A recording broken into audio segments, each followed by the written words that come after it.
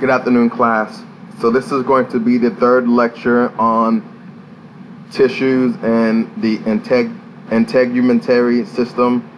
So the last thing we were talking about was connective tissue.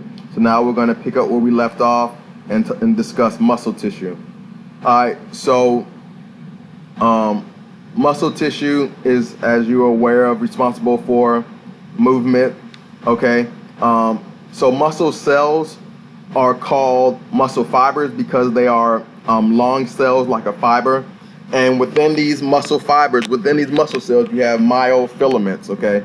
And these myofilaments are made up of actin and myosin proteins that are responsible for contraction. There are three types of muscle tissues: skeletal, cardiac, and smooth muscle tissue.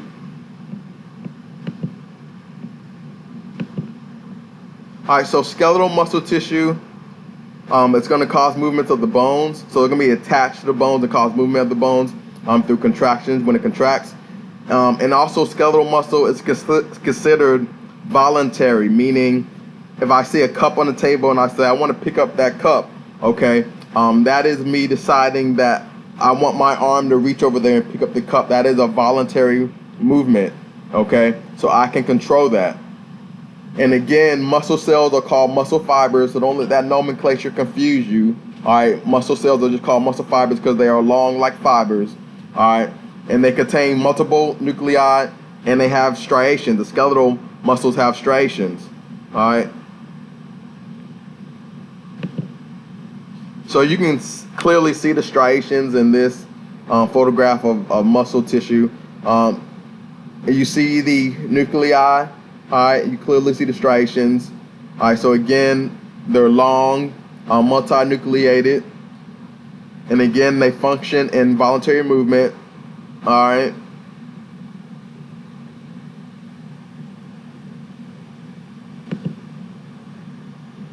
So now let's talk about cardiac muscle. So cardiac muscle is only found in the walls of the heart, and so remember, skeletal muscle is voluntary, meaning that you can control it.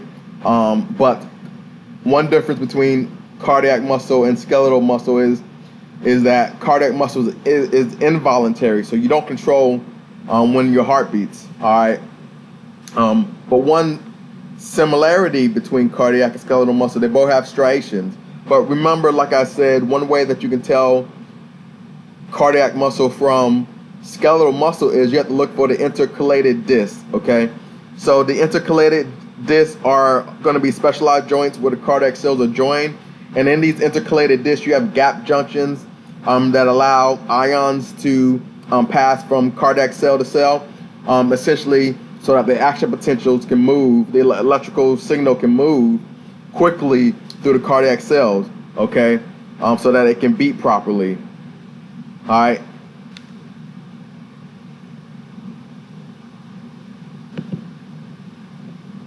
So again, this is an image of cardiac muscle, and you see the striations, but you clearly see the intercalated discs, which are much more are wider and darker than the striations in the cardiac muscle. So you can clearly see these intercalated discs. So and again, they function.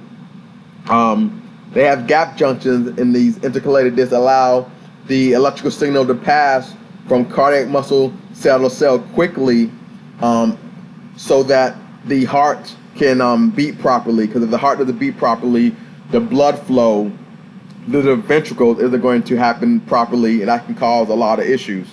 Okay.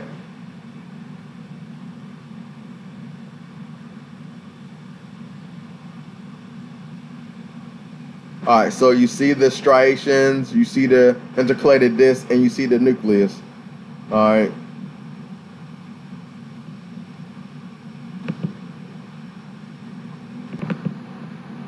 Smooth muscle tissue is easy to tell apart from skeletal and cardiac muscle because it has no striations. Okay, so no striations, so it's easy to tell apart.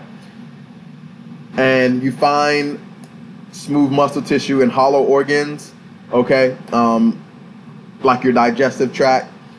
And they are involuntary, so you don't decide when these muscle cells contract, okay?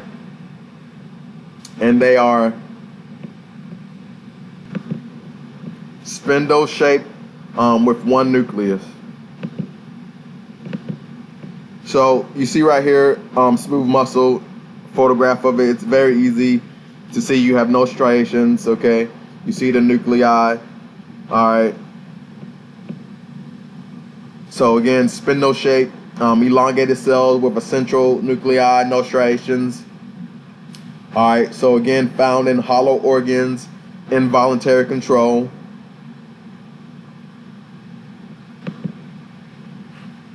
All right, so nervous tissue. All right, so again, it's going to compose main component of the nervous system, which is your brain, spinal cord, and the nerves. And again, your nervous system is the control center of your body. Okay, so it regulates and controls bodily functions. Nervous tissue is made up of two specialized cells, the neurons, okay, which are going to receive sensory information, all right, and then it's going to decide what to do with that information and conduct nerve impulses. And then you have supporting cells, all right, and you have different supporting cells that support, insulate, and protect the neurons. All right, so when you look at nervous tissue, okay,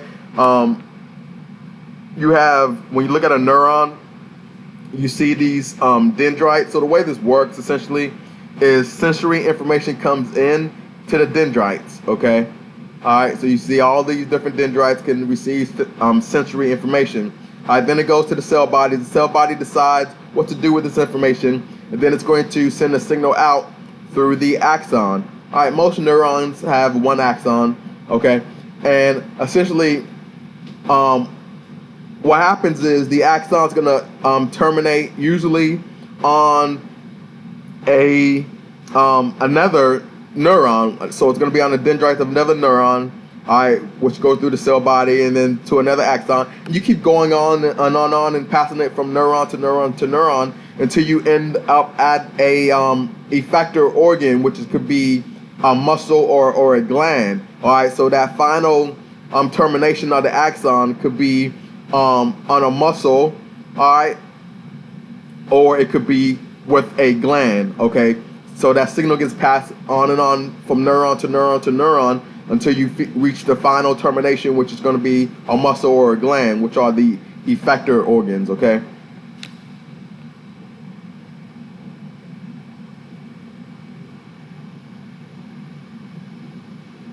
All right, so you're gonna hear this, and again, we have a nervous system unit, okay? So we're gonna go a lot more detail about the nervous system, but just understand that the sensory information coming in to the dendrites to the neuron, that is, you have two pathways. You got information coming in, which is the afferent within the afferent pathway. Then you have information going out, okay, which is going to be the efferent pathway, okay?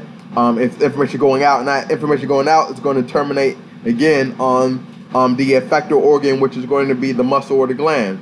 All right, and you have supporting cells, all right, that help support and protect neurons, and these will be your supporting cells. All right, this would be a neuron. Here's a cell body of a neuron. Here's a neuron processes. Okay. All right, so membranes. Let's talk about membranes. Okay, there are three types of membranes. Okay, and all of these membranes are composed of at least two primary tissues, epithelium. Okay, and then underneath the epithelium is going to be a type of connective tissue proper. Okay. So let's talk about the three types of membranes: cutaneous, mucous, and serous.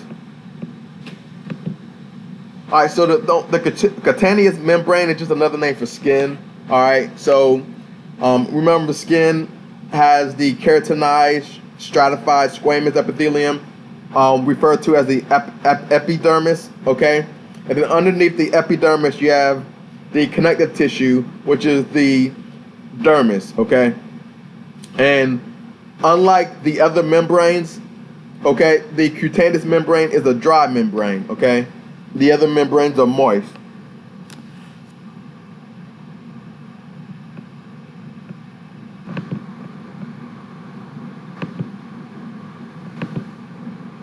All right, so here's a picture of the skin, okay, cutaneous membrane. All right. All right, so mucous membrane. So again, mucus indicates location, all right, not the cell composition, okay? So again, the mucous membranes, you're gonna find them lining body cavities that are open to the exterior. For example, the digestive, respiratory, and the urogenital tracts, okay? And they are moist membranes that are bathed by secretions, all right? And they consist of epithelial sheets, all right, that lie over a layer of loose connective tissue called lamina propria, all right?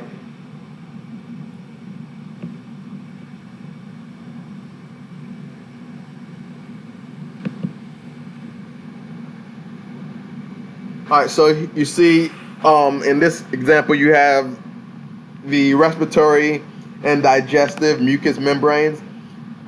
So for the respiratory, so you got the nose, mucosa of the nasal cavity, okay? And then it goes to the mucosa of the lining the bronchi, okay?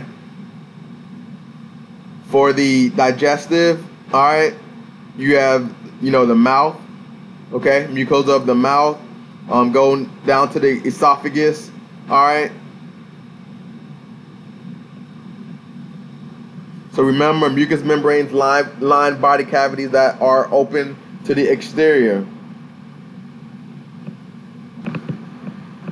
And mucous membranes consist of epithelial sheets lying over loose connective tissue. So loose connective tissue underneath, consisting of lamina propria.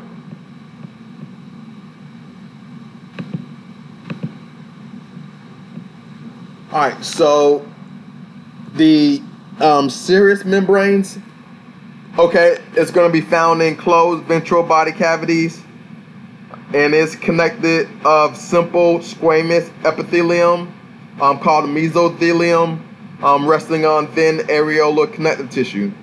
All right, so serous membranes have two linings. All right, so the two linings are the parietal serosa and the visceral serosa, and in between those two linings, in between the parietal serosa and the visceral serosa, is serous fluid, okay? And essentially the parietal serosa is going to line the body cavities of the walls of the body cavities, okay? Whereas the visceral serosa is going to actually be covering the internal organ, all right? And when it comes to serous membranes, you have special names given just to show you the location. So when you're talking about the lungs, you have pleura. So you have parietal and visceral pleura when you're talking about the lungs, okay? And the parietal pleura is going to line the lung cavity, all right, and then the visceral pleura is going to line cover the actual lungs. The visceral pleura is going to actually cover the lungs. And then you have the pericardium, okay, that's going to tell you that you're dealing with the heart. And then you have the peritoneum, and that's going to tell you that you're dealing with the abdomen, okay? And the next diagram will help you visualize this. All right, so again, let's just look at the heart right now. So you have the parietal pericardium. All right, so remember with serous membrane, they have two linings. All right, so one is the parietal and one is the visceral. All right, so let's look at the heart. So you have the parietal pericardium. All right, that's lining the cavity where the heart lies, the cavity, but it's not touching the heart. It's covering, it's lining the cavity, but it's not touching the heart. Okay, and then you have the visceral pericardium that is actually covering the heart. Okay, so in between the visceral and the parietal serosal membrane, you have this space, the pericardial space, that's filled with serous fluid. Okay, so it's filled with fluid, and this fluid is important. Okay, so remember, this fluid is going to help decrease when you have any kind of movement. Okay, fluid's going to help decrease the friction between that movement. All right, but it's important that you don't have too much fluid or too little fluid. All right, too much fluid will keep the heart from beating, right? Okay, so again, you don't want too much fluid in that potential space, and you don't want too little fluid. All right, and then if you look at the lungs, okay, you have the parietal pleura, which is lining the cavity of the lungs, and then you have the visceral pleura, which is lining the actual organ. That the visceral pleura is lining the lungs. All right, it's covering the actual lungs, and you still have that another potential space in between the parietal and the visceral pleura that's also filled with fluid. Okay, and then with the peritoneum, all right, you're dealing with the abdomen. You have the parietal that's lining the the cavity, and then you have the visceral peritoneum that's lining the actual organs in the abdomen. Okay.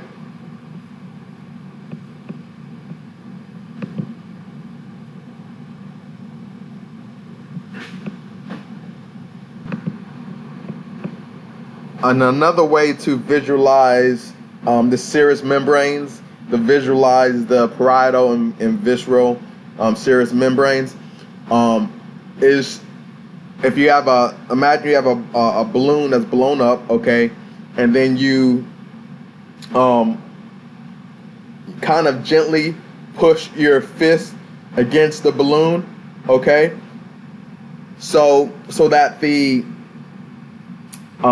part of the balloon that's actually touching your fist is going to be the visceral serosa. All right, and then the part of the balloon that's on the other side of your fist that your fist is not touching, that is the parietal serous membrane. And then in between where your fist is touching and not touching on the other side, that is going to be the potential space that's going to be filled with serous fluid. Okay, between the parietal and visceral membrane is going to have serous fluid between that potential space. All right, so the book has that as an example too, that you can look at.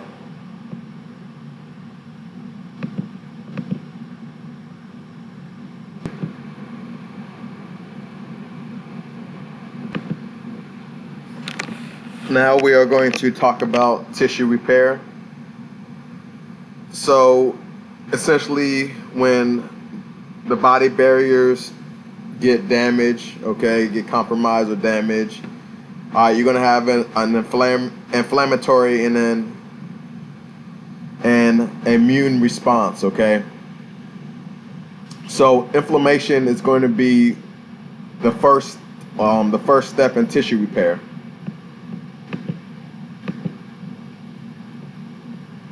All right, so essentially with tissue repair, it can follow one or two pathways, okay? And it depends on whether the tissue can regenerate itself, okay? Some tissue can't regenerate themselves, like cardiac muscle, cardiac tissue, skeletal muscle tissue, or the central, brain and spinal cord, central nervous system, brain and spinal cord tissue. They cannot regenerate.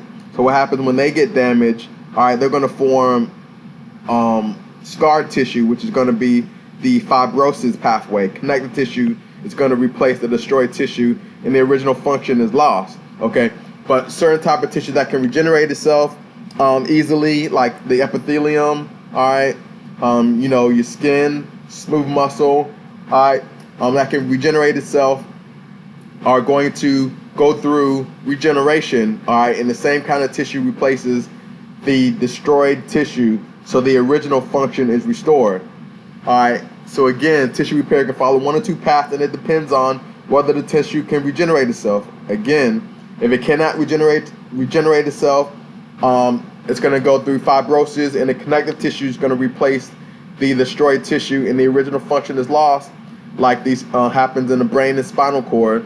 All right, when that nervous tissue gets damaged, and your cardiac muscle tissue, if that gets damaged, it goes through fibrosis too. Okay, and then tissue that can regenerate itself, like the skin epithelium. Okay, it's going to have replaced the same kind of tissue is going to replace the destroyed tissue, so the original function is restored. All right, but again, the first step in tissue repair is going to be inflammation. All right, so with the inflammation, you're going to have a release of inflammatory chemicals. All right, that's going to essentially attract, all right, white blood cells, platelets, going to attract things that's going to result in a blood clot forming. Okay, because normally with any tissue damage, you're going to have bleeding, right? With just about any tissue damage, you're going to have bleeding. So one of the first things you want to do is form a blood clot to stop the bleeding. And again, this starts off with an inflammatory response. Okay, the blood vessels become more permeable. They become dilated. Dilation of the blood vessel. You're gonna have a increased release of inflammatory chemicals that's going to attract white blood cells, fibroblasts, platelets. All right, so you're going to form clotting factors. You're going to form that blood clot. And the next slide is going to have an image so you can visualize what I'm saying.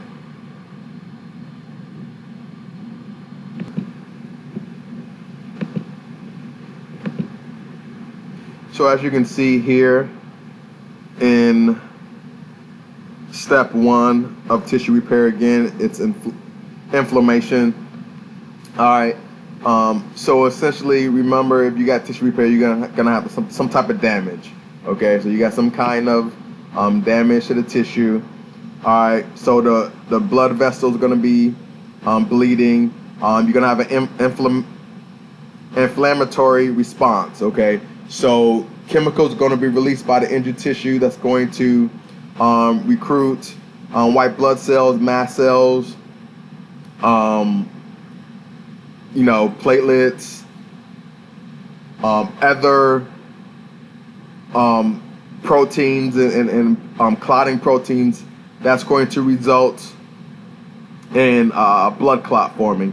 And essentially what happens is the blood vessels become more permeable, meaning they allow more white blood cells, more fluid, clotting proteins and other plasma proteins to seep into the injured area. Okay, so again, all that's going to aid in the clot forming. Okay, essentially you're gonna have, at the end of the inflammation stage, you're gonna have a scab formed. Okay.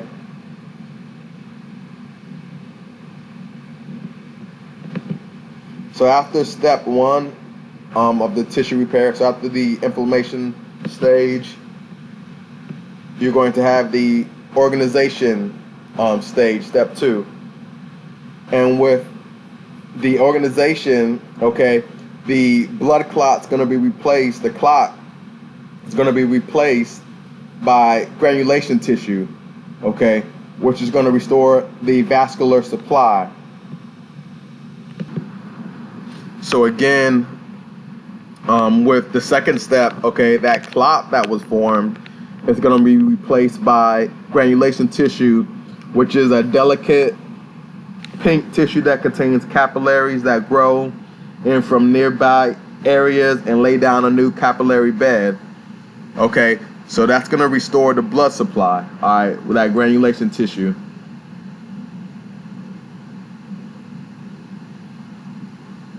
All right, so you're gonna have fibroblasts are gonna produce collagen fibers that bridge the gap. Okay, so you see that here the area of granulation tissue ingrowth, and then you see the fibroblasts producing these collagen fibers. All right, that bridge the gap. These are those collagen fibers bridging the gap.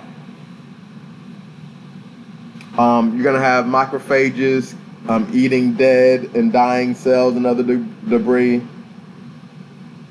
and then you're gonna have surface epithelium that's gonna multiply and migrate over the granulation tissue. So you see this regenerating epithelium.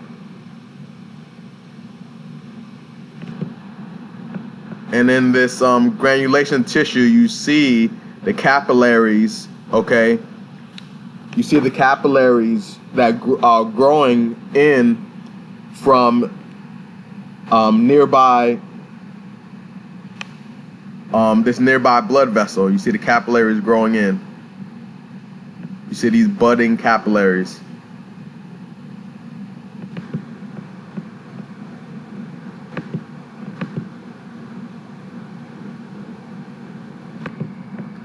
The third step in tissue repair is regeneration. And fibrosis affect permanent repair. So the fibrosed area matures and contracts, the epithelium thickens, and you have a fully regenerated epithelium with an underlying area of scarred tissue. And you can see right here the regenerated epithelium, and then you can see the fibrosed area.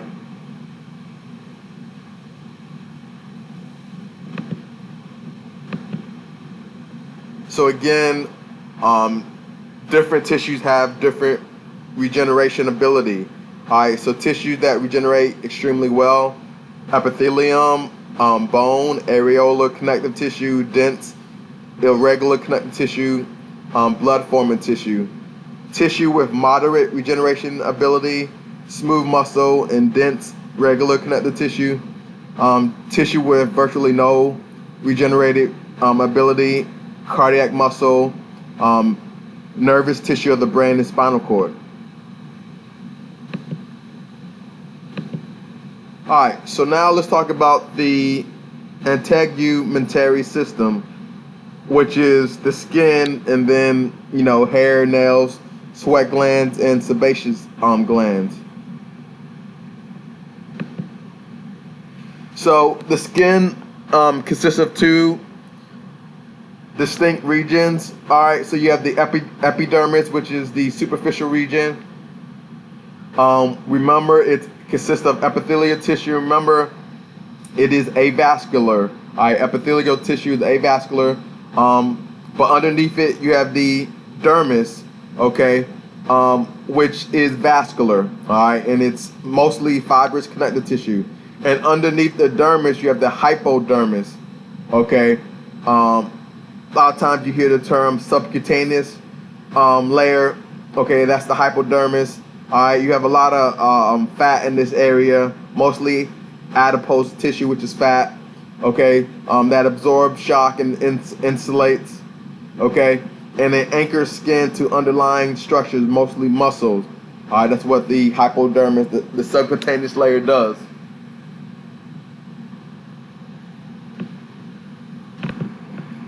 And just be aware that the hypodermis, okay, is not part of the skin. All right, so again, the hypodermis is not part of the skin. The skin just consists of the epidermis and the dermis. All right, so just be aware of that.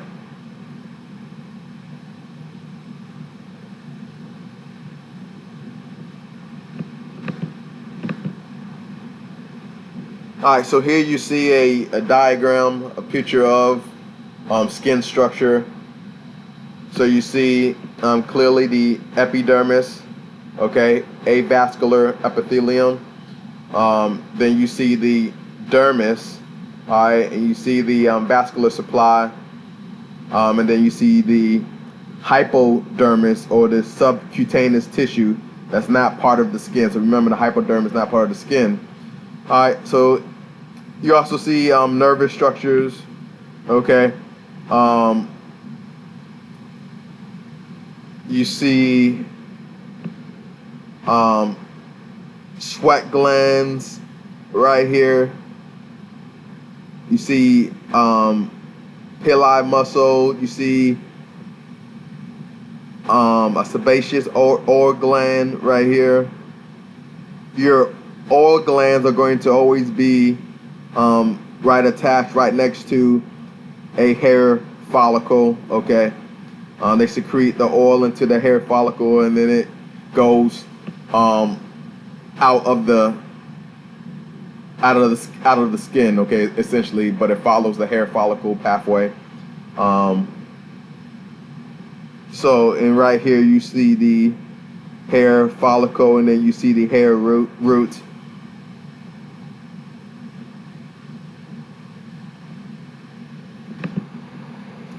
Now let's talk more about the epidermis. All right, so the epidermis consists mostly of keratinized, stratified, squamous epithelium. All right, the epidermis is made up of 4 or 5 layers. It's only made up of 5 layers where you have thick skin, essentially the palms of your hands and the bottom of your feet. Those are the only areas that you have the thick skin. So the thick skin contains 5 layers, okay? Whereas everywhere else of the epidermis only has 4 layers, okay? And the 5 layers of skin, all right, and this is in order. From number 1 is actually the bottom, okay? It's the bottom that's going to be right near the dermis, okay? So the stratum basal is going to be the bottom, all right? So we're working our way bottom up, okay? And the bottom layer, the basal layer, is going to be mitotically active. Essentially, this layer is going to have cells that are going to be able to divide and go through mitosis, all right? And then as it makes its way up, okay, these cells are going to become keratinized, so that when it gets to the top layer, the corneum, okay, they're going to be essentially dead, and they're going to be dead and packed with keratin, okay. So they start off alive in the basal layer, and they work their way up to the corneum, and by the time they get to the corneum, they're going to be keratinized and essentially dead, okay? So you have your bottom layer, your stratum basal, and then your layer on top of the stratum basal is the spinosum, and then on top of the spinosum is the granulosum. And only in thick skin on top of the granulosum, you have lucidium. All right, but if it's not thick skin on top of the granulosum, it's going to be the corneum, all right?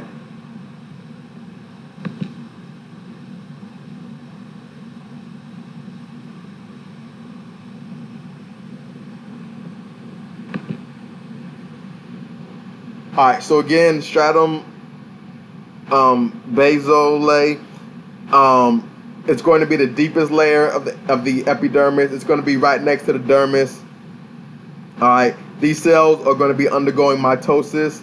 All right, and the daughter cells are going to push upward, all right, to the more superficial layers. So daughter cells are going to move upward to the more superficial layers, and as they move up, all right, they're going to become keratinized and die. Okay. All right. So on top of the stratum basale layer, you have this stratum spinosum. All right, which it gets its name because the cells look like they have spines. Okay.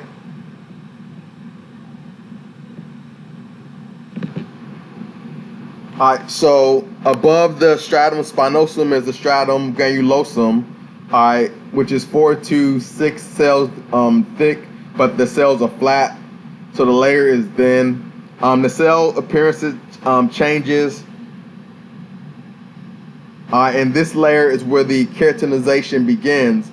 So cells above this layer die, Okay, so the keratinization begins in this layer, and the cells above this layer die.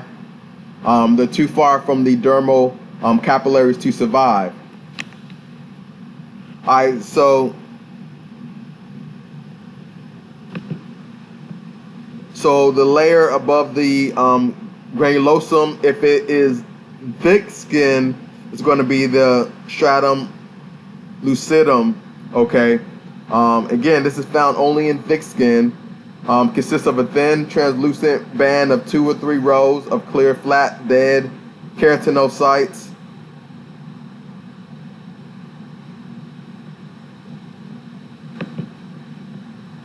All right, and if it isn't thick skin, if it's normal skin, all right, the next layer above the stratum granulosum is going to be the stratum corneum. Okay, and it's 20 to 30 rows of flat, anucleated, keratinized dead cells.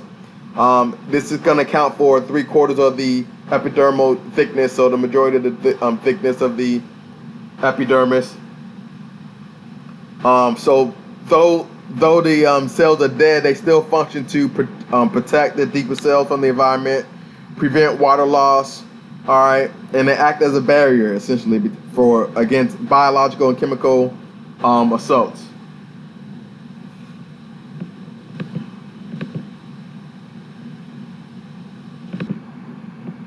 So this is a diagram and a picture of the layers of the epidermis. Okay, so again, this is going to be your normal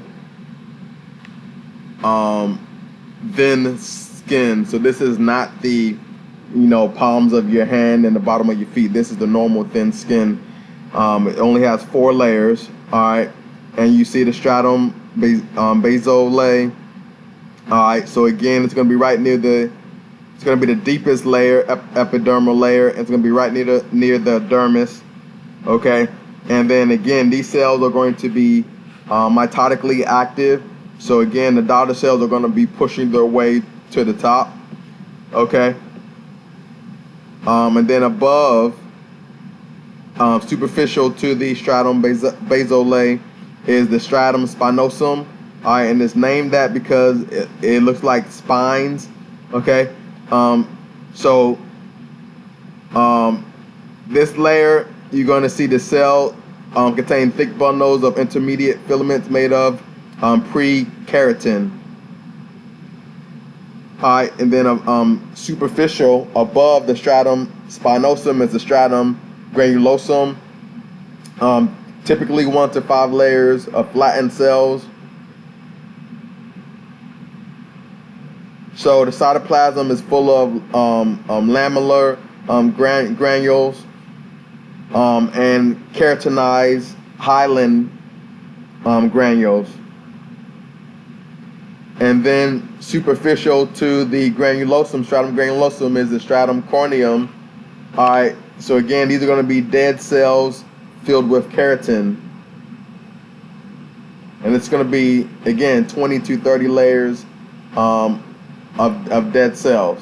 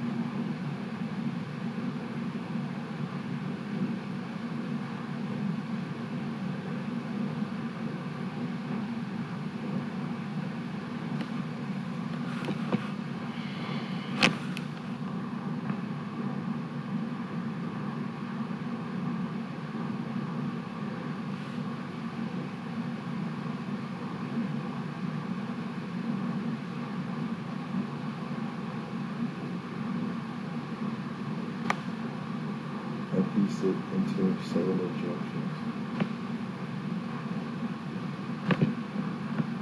And I'm sorry, I thought I had paused the video. I didn't realize it was still going. On this slide, you can see again the 4 layers of the skin, and you also see the desmosomes, all right, which are intercellular junctions, all right, that are going to mechanically integrate adjacent cells. All right, so it's going to keep them nice and tight together, and it's going to be useful to help prevent, abrasions and things like that of happening. And on this diagram, you also see the epidermal dendritic cells, which play a role in essentially activating the immune system. So essentially what they do is they present anything that they capture, any foreign antigen that they capture, they process it, and then they present it to T cells, okay?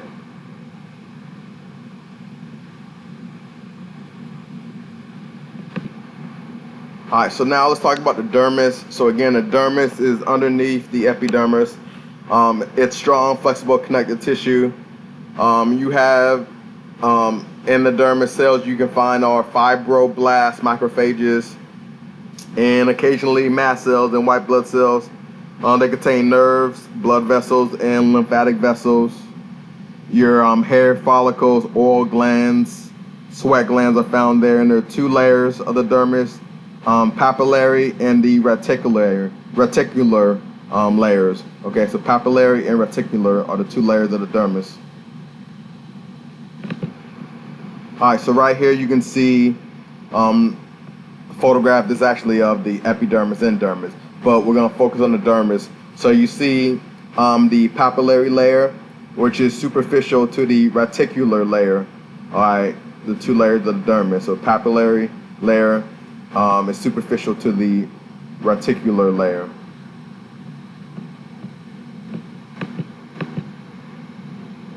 All right, so let's talk about skin color. So 3 pigments contribute to skin color. Melanin is the only pigment made in skin that's made by melanocytes. So sun exposure stimulates melanin production. People, when you stay out in the sun, you end up with a tan, okay? That's due to the melanin production. You have 2 forms of melanin. You have the reddish yellow to brownish black. So all humans have the same number of keratinocytes. So color difference are usually due to the amount and the form of melanin, okay? So freckles and pigmented moles or localized accumulations of melanin also.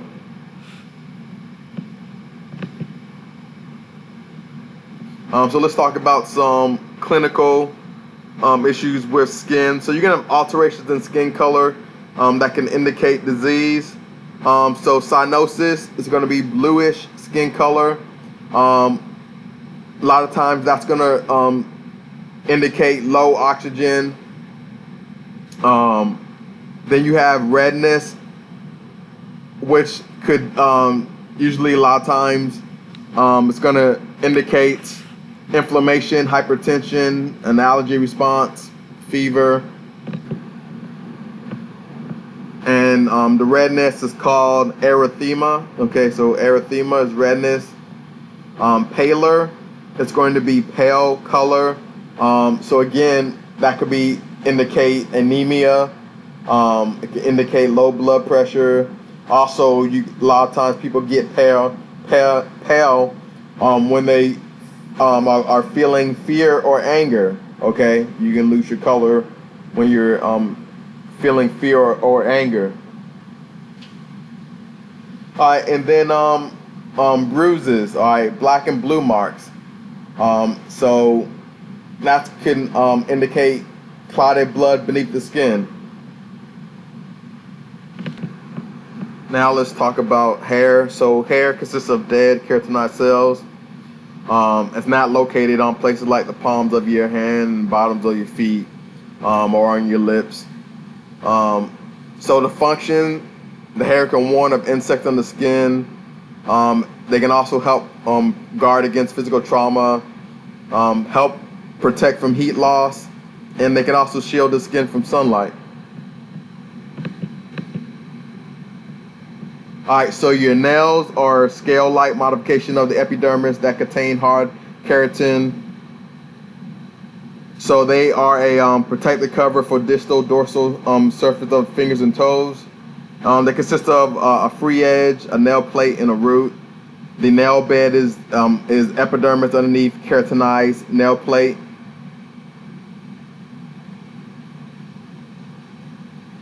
And then the nail matrix is the thickened portion of bed responsible for nail growth.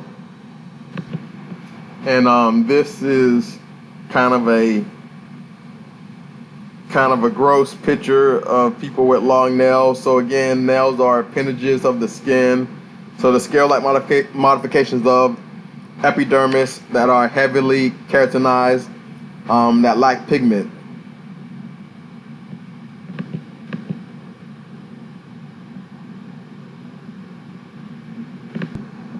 Let's talk about sweat glands, so also called sudoriferous glands.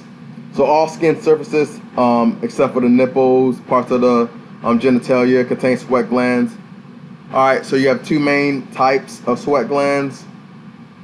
You have eccrine sweat glands, and you have apocrine sweat glands. All right, and so they contract upon nervous system stimulation to force sweat into ducts. The eccrine sweat glands is the most numerous type. So they're abundant on palms, soles, and forehead. The ducts connect to pores, and they function in thermoregulation. All right, and that's going to be regulated by the sympathetic nervous system. Their secretion is sweat. It's mostly water, 99% water. You have some salt, vitamin C, antibodies. All right, microbe killing peptides and metabolic waste.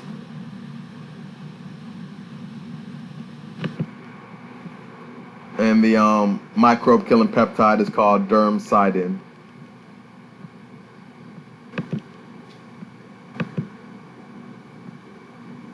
All right, so the apocrine sweat glands is confined to the axillary and anogenital areas. Okay, so these are going to be responsible for those yellow sweat stains in your t-shirts. All right, so they secrete the yellowish sweat that contains fatty substances and proteins. The bacteria break down the sweat, and that's going to lead to the body odor. They're larger than the eccrine sweat glands, with ducts emptying into hair follicles, and they begin functioning at puberty. The function is actually unknown, but may act as a sexual scent gland.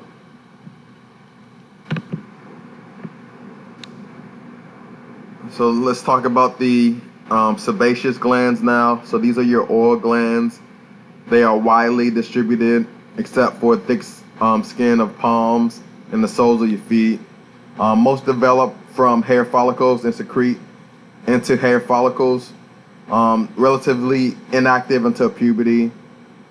So they get stimulated by hormones during puberty. All right. They secrete sebum, which is a oily secretion. It is also has bactericidal properties, and it softens hair and skin.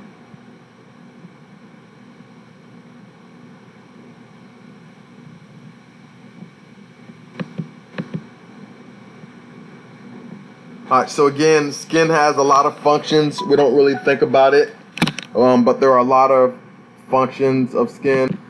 So skin is one of the first protective barriers, okay? The main functions include protection.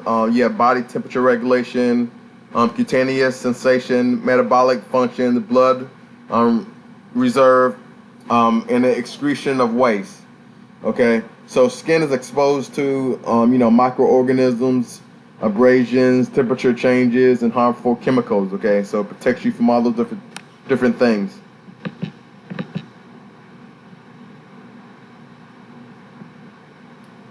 So skin can develop over 1,000 different conditions and ailments, but the main ones are going to be um, infections, um, or burns or skin cancer. Okay.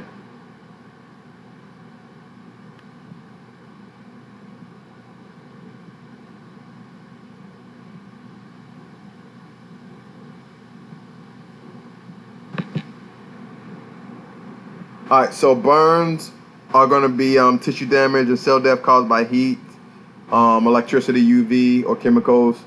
The big danger with burns is like we said, that skin prevents water loss. So if you don't have skin, then you're gonna dehydrate. Okay, so that's one of the big dangers. And then electrolytes imbalance and circulatory shock. So you have different severities of burns. First degree burn is only the epidermis is damaged. So it's going to be the epidermis. You're going to see red, swollen skin. Second degree burns, it's going to damage the epidermis and the upper dermis.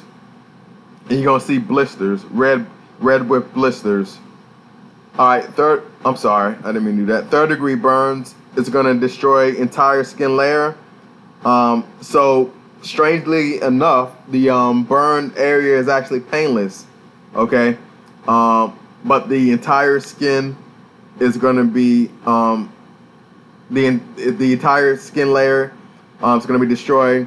But the burn area is painless, and the burn is gray, white, or it's going to be black.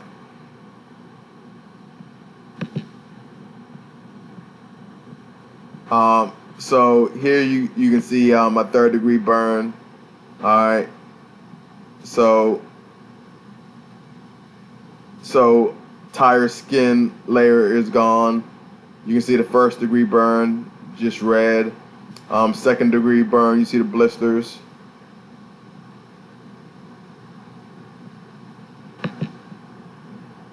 All right, so some infections of the skin. So athlete's foot caused by a fungus infection. So you can also have boils and carbuncles, which are caused by bacterial infections. All right, so you see a boil, you see a carbuncle. All right, then you also have cold sores, okay, caused by a virus. All right, so skin cancer. So remember, cancer is always caused by uncontrolled cell growth. All right, so they're just abnormal cell mass caused by uncontrolled cell growth. You have two classifications: benign, meaning it does not spread, it's encapsulated, or malignant. All right, meaning it's going to move to other parts of the body. All right. So skin cancer is the most common type of cancer.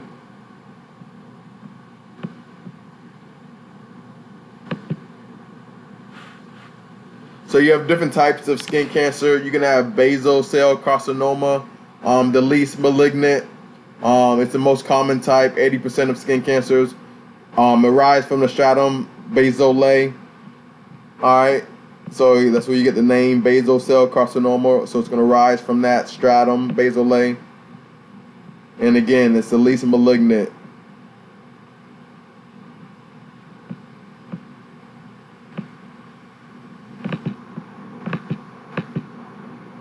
All right. So another type of skin cancer is squamous cell carcinoma. So it metastasizes to lymph nodes if not removed. So that's not good. Early removal allows a good chance of cure. Believed to be sun-induced, and this is going to arise from the stratum spinosum. All right. So it arises from the stratum spinosum. And if you look at the borders, you see it's not a well-defined border. You saw the basal cell carcinoma. You see nice round, well-defined borders. All right, and it's least malignant, so that's not going to essentially move. It's not going to travel. But then you look at the squamous cell carcinoma, which does move to the lymph nodes. If not removed, you can see the border isn't as well defined. Okay, and this again arises from the stratum spinosum.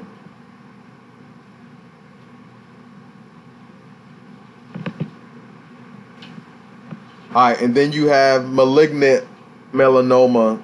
Okay, so this is the most deadly of the skin cancer, the cancer of the melanocytes. So this is going to metastasize. It's going to move rapidly to the lymph and blood vessels. Detection is the ABCD rule. So A, asymmetry. So you look for the two sides of the pigment area do not match. B, border border exhibits indentations.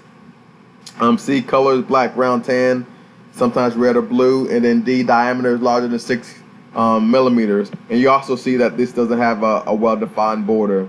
Okay, just in general, a well-defined border is usually a good sign.